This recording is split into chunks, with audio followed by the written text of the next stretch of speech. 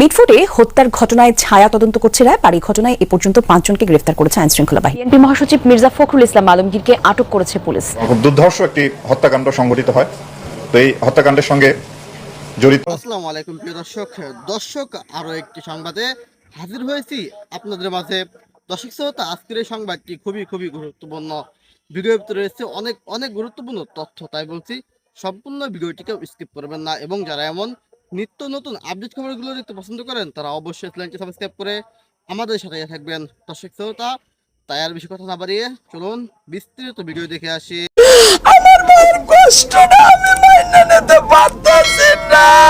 আমার মামার সাথে যেটা হয়েছে, আমার ভাই বোন যেরকমের বাবা হারা হয়েছে, তাদের আরো এরকমের ভবিষ্যতে এরকমের হওয়ার সম্ভাবনা থাকবে যদি তারা এটার বিচার না করে। বড় বড় পাথর দিয়ে আমার ভাইয়ের পারে এটা দেখা যায় না।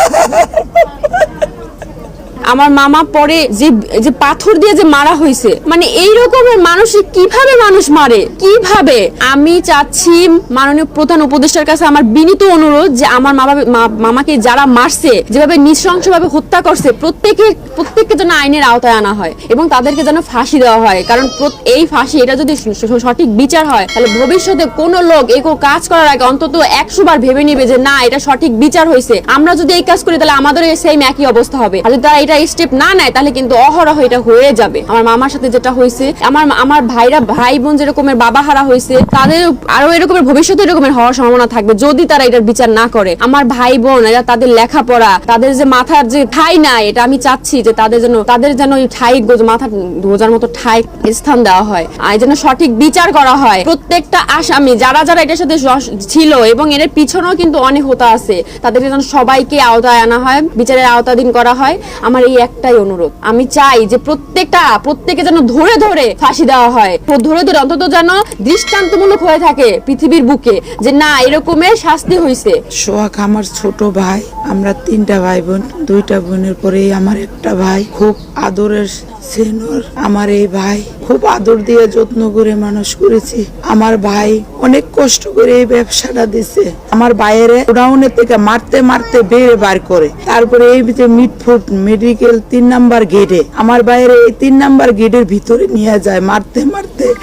আমার বাইরে এমন মারে বড় বড় পাথর দিয়ে আমার বাইরে মারে, এটা দেখা যায় না। আমার ভাই কই পাবো? আমার সরকারের কাছে এটাই দাবি, এই ছেলে মেয়ের মাথার গোজার ঠাই নিয়ে গেছে, এই ছেলে মেয়ের মাথার গোজার ঠাই কই পাইবে? এই প্রধানমন্ত্রীর কাছে এটা একটা দাবি, আমার ভাইয়ের খুনের বিচার চাই, এই খুনের বিচার চাই, ফাঁসি চাই, আমরা ফাঁসি চাই। যারা এইভাবে নির্মমভাবে হত্যা করছে তারার ভাই এমন ভাবে ফাঁসি চাই আমরা। আমার ভাইয়ের তো আমরা আর পাবো না, চিরজীবনের লেগে হারিয়ে বলেছি। আমার ভাইয়ের মতন এত ভালো মানুষ ছিল না। আমার ভাই অনেক ভালো ছিল, মানুষের প্রতি অনেক দয়া ছিল। আমার ভাই অনেক দয়া করছে মানুষের প্রতি। আমার ভাই কেউ আঘাত দিয়ে কথা বলে না। আমার ভাই অনেক ভালো ছিল। আমি আর পারছি না আমার মায়ের কষ্টটা আমি মাইনা নিতে পারতেছি না। আমার ভাইয়ের এত কষ্ট দিয়ে মারছে, আমার ভাইয়ের অনেক কষ্ট দিয়ে মারছে। যেমন বোনের বুক খালি করছে, স্ত্রীর বুক খালি করছে, ছেলে মেয়ের বাপ হারা করছে, এরকম জানি কি ওর বাপ হারা না হয়, স্ত্রীর স্বামী হারা না হয়। এখন পথে নামাইয়া দিছে, হেরার কি দেখবে, তারা কি আশ্রয় দিবে? এই ছেলে মেয়ে নিয়ে কই থাকবে? প্রধানমন্ত্রীর কাছে যে আমার ভাইয়ের হত্যার বিচার চাই, ফাঁসি চাই। আমরা ফাঁসি চাই। আমার বাবুর যে মারছে এর বিচার চাই, আমরা ফাঁসি চাই। যে কষ্ট করে মারছে, যে বাইলে মারছে, যে অত্যাচার করছে, ওই এর বিচার চাই বাবা। আমরা বাবুর বিচার চাই। আপনারা জানেন যে গত 9 জুলাই 2025 তারিখ রাজধানীর sir Salimullah medical college Mitford হাসপাতালের সামনে একটি লোমহর্ষক এবং খুব দুর্ধর্ষ একটি হত্যাকাণ্ড সংঘটিত হয়। তো এই হত্যাকাণ্ডের সঙ্গে জড়িত 2 জন সদস্যকে ঢাকা মেট্রোপলিটন পুলিশ গ্রেপ্তার করে এবং তাদের কাছ থেকে একটি অস্ত্র উদ্ধার করে। এবং গতকালকে আমরা ভিডিও ফুটেজ পর্যালোচনা করে ওই হত্যাকাণ্ডের সঙ্গে সরাসরি সম্পৃক্ত 2 জনকে আমরা গ্রেপ্তার করি। তারা হলো একজন লম্বা মনির আর একজন হলো আলমগীর। আমরা এই অভিযান আমাদের চলমান আছে এবং এর সঙ্গে জড়িত যে সমস্ত আসামি আছে আমরা তদন্তকারী কর্মকর্তার সাথে যোগাযোগ রেখে এর সাথে সম্পৃক্ত যারা আছে তাদের সকলকেই দ্রুত গ্রেপ্তার করে আইনের আওতায় আনব। এই জন্য আমরা দৃঢ় প্রতিজ্ঞ এই ধরনের একটি লোমহর্ষক ঘটনার যাতে কঠিন শাস্তি ব্যবস্থা করা যায় সেজন্য আমরা ব্যবস্থা করব এবং যাতে এই বিচারটি খুব দ্রুততম সময়ে সম্পন্ন করা যায় সেজন্য আমরা সরকারের কাছে আবেদন জানাবো। এবং এই অভিযান এখনো চলমান আছে এবং বাংলাদেশ সেনাবাহিনীও এই অভিযানের সাথে সম্পৃক্ত আছে এবং ঢাকা মেট্রোপলিটন পুলিশও তাদের অভিযান অব্যাহত রেখেছে।